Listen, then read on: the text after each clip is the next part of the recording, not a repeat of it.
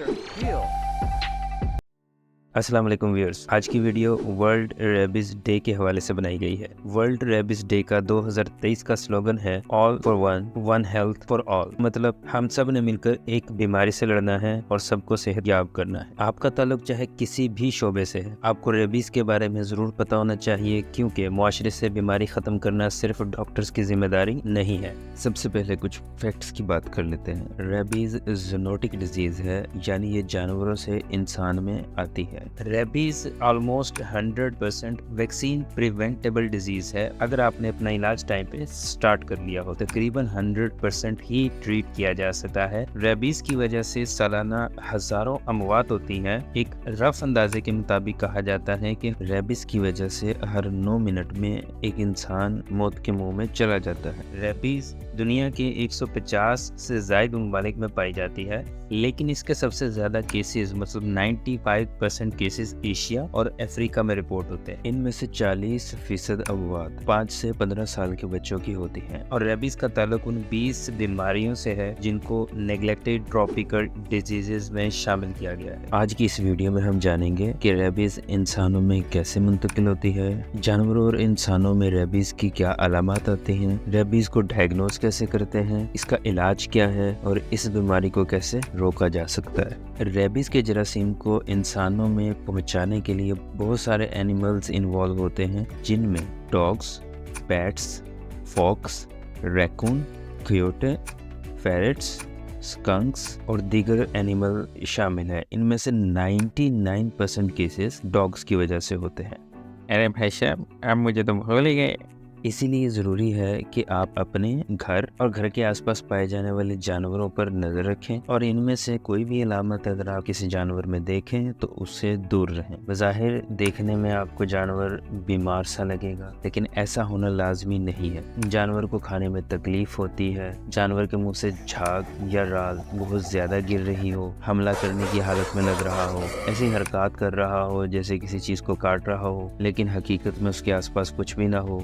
Wild animal है मगर ऐसे बिहेव कर रहा है जैसे बहुत ज्यादा सिधाया हुआ है, ट्रेंड है, चलने में मुश्किल हो रही हो, पैरालाइज्ड हो और बैट के बारे में खास तौर पे अगर वो जमीन पर रेंग रही हो, तो ऐसे जानवरों से आपको बहुत ज्यादा एहतियात करनी चाहिए। आपको ये जानकर हैरत होगी कि तरक्की याफ्ता ममालिक में डॉग्स को वैक्सीन के जरिए बीमारी फैलाने से काफी हद तक रोक दिया गया है। 99% केसेस रेबीज के डॉग्स की वजह से होते हैं, लेकिन वैक्सीन होने की वजह से ये बहुत कम हो गए हैं। डॉग्स की निस्बत बैट्स के बारे में कहा जाता है कि अगर आप सो के उठें और कमरे में चमगादड़ को देख लें तो डॉक्टर से एक बार मशवरा जरूर करें, क्योंकि बैट की जो बाइट का निशान होता है वो बहुत हल्का सा होता है। इवन जब आप सुबह सो के उठें तो शायद वो आपको निशान नजर भी ना आए, निशान खत्म हो जाए।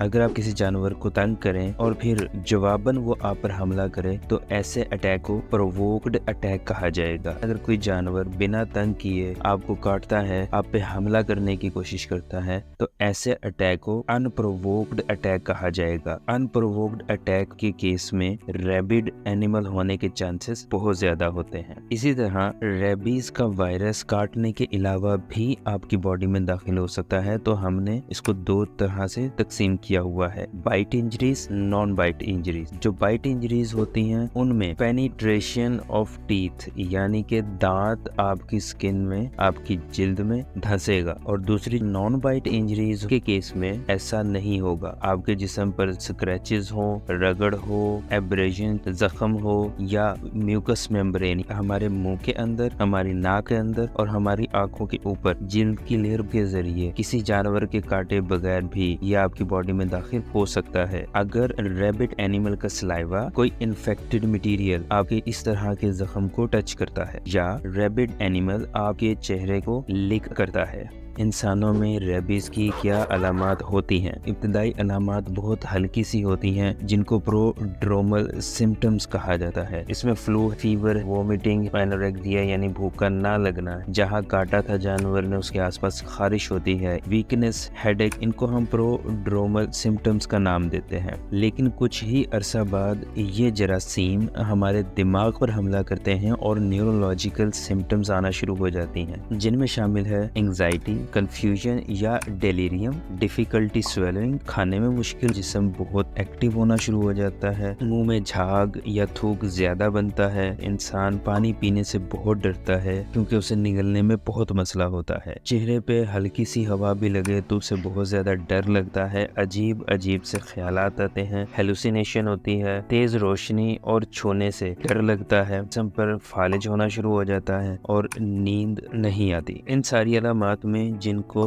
ریڈ کیا گیا ہے، یہ علامات ریبیز کا پازیٹیو انڈیکیٹر ہے۔ مزید اس میں یہ ہے کہ جو نیورولوجیکل سائنس ہیں وہ بڑھتے ہی چلے جا رہے ہیں اور سارے ٹیسٹ کرنے پہ ہمیں انکیفلائٹس کی کوئی دوسری وجہ نہیں ملی۔ نیگیٹو انڈیکیٹرز جو ریبیز کے نہ ہونے کے نشانی ہو سکتے ہیں ان میں شامل ہے علامات میں بہتری آنا یا مزید خرابی نہ آنا، اور دوسری بیماری کا لمبے عرصے تک رہنا۔ ریبیز کی بیماری دو پیٹرن سے اپنے آپ کو ظاہر کرتی ہے، جن میں سے پہلا اور ڈومینیٹ پیٹرن ہے فیوریس ڈیزیز۔ اس میں علامات بہت تیزی سے ظاہر ہونا شروع ہوں گی اور آخرکار مریض کی موت واقع ہو جائے گی۔ دوسرا پیٹرن ہے پیرالیٹک پیٹرن، یہ 20% کیسز میں ہوتا ہے۔ اس میں علامات نسبتاً دیر سے ظاہر ہوتی ہیں، اسی وجہ سے مس ڈائگنوزڈ رہتی ہے، اور ساتھ ہی ہسٹری میں کسی جانور کا کانٹیکٹ بھی اتنا پرومیننٹ نہیں ہوتا۔ اگر ہم ریبیز کی ڈائگنوسس کی بات کریں تو کوئی ایک سنگل ٹیسٹ ہمارے لیے کافی نہیں ہے جو ریبیز کو کنفرم کر سکے، تو ہمیں اس میں ملٹیپل ٹیسٹ کرنے پڑتے ہیں، جس میں سلائیوا کے ذریعے PCR کیا جاتا ہے، سیرم اور سیریبروسپائنل فلوئڈ سے اینٹی باڈیز ڈیٹیکٹ کی جاتی ہیں، اسی طرح سے گردن کے پیچھے ہیئر فولیکل سے اسکن لے کے بایوپسی کی جاتی ہے اور اس میں اینٹیجنز کو ڈیٹیکٹ کیا جاتا ہے۔ جس جانور پہ شک ہو اگر وہ پکڑا جائے تو اسے 10 دنوں کے لیے آبزرویشن میں رکھا جاتا ہے۔ ریبیز کی علامات جانور میں آ جائیں تو انسان میں بھی کنفرم ہو جاتی ہیں، اس کو ٹریٹ کیا جاتا ہے۔ مزید کنفرمیشن کے لیے جانور کے برین ٹیشو پہ ڈائریکٹ فلوریسنٹ اینٹی باڈی ٹیسٹ کیا جاتا ہے اور نیگری باڈیز کو کنفرم کیا جاتا ہے۔ ہمیں ایز ارلی ایز پاسبل کی بنیاد پہ ریبیز وائرس کے جراثیم کو کنفرم کرنا ہوتا ہے، کیونکہ اگر ایک بار علامات ظاہر ہو گئی تو 100% جان لیوا ثابت ہوتی ہے۔ ہمیں جیسے ہی جراثیم کنفرم ہوتے ہیں ہم اس کے علاج کی طرف آتے ہیں۔ اگر کسی انسان کو کوئی جانور کاٹ جائے تو اس کے لیے سب سے پہلا سٹیپ یہ ہے کہ جہاں پہ کاٹا گیا ہے اس جگہ کو اچھی طرح سے 15 منٹ کے لیے خوب پانی کے ساتھ صابن کے ساتھ دھوئے، اگر ممکن ہو تو اس کے بعد اس کے اوپر پائیوڈین یا آیوڈین ٹنکچر لگا لے اور فوراً سے پہلے ڈاکٹر سے رابطہ کرے تاکہ ویکسینیشن کا فیصلہ کیا جا سکے۔ اگر کسی انسان کو زندگی میں پہلے کبھی ریبیز کی ویکسین نہ لگی ہو، اگر اناٹومیکلی پاسبل ہو تو امیونوگلوبولین کا انجیکشن زخم کے اندر اور زخم کے آس پاس لگایا جائے گا۔ اگر ایسا نہیں ممکن تو پھر جسم میں کہیں اور لگا دیں، لیکن اس جگہ پہ نہیں جہاں پہ آپ نے ویکسین کا انجیکشن لگانا ہو۔ دوسرا انجیکشن جو لگے گا وہ اینٹی ریبیز ویکسین یعنی ARV کا لگے گا۔ یہ انجیکشن 1 ml کا ہوتا ہے، مسلز میں پٹھوں میں لگتا ہے۔ پہلا انجیکشن جس دن لگے گا اسے ہم 0 ڈے کہیں گے، اسی طرح سے دوسرا انجیکشن تیسرے، پھر 7th ڈے، 14th ڈے اور 28th ڈے پر لگے گا۔ یہ 5 انجیکشنز کا کورس ہوتا ہے جو لازمی طور پہ مکمل کرنا ہوتا ہے۔ لیکن اگر کوئی انسان پہلے سے ویکسینیٹڈ ہو اسے امیونوگلوبولینز کا انجیکشن نہیں لگے گا، اس کو صرف اینٹی ریبیز ویکسین کے 2 انجیکشنز لگیں گے، جو پہلے دن لگے گا اور دوسرا تیسرے دن لگے گا۔ اینٹی ریبیز ویکسین کا انجیکشن آپ ڈیلٹوائڈ مسلز میں لگا سکتے ہیں یا اینٹیرو لیٹرل اسپیکٹ آف تھائی پہ لگا سکتے ہیں، لیکن اس کو گلوٹیل ریجن میں لگانے سے گریز کریں۔ اسی طرح بائٹ وونڈ کو ٹانکے نہ لگائیں اور پیشنٹ کو ٹیٹنس کا پروفائلیکسس لازمی دیں۔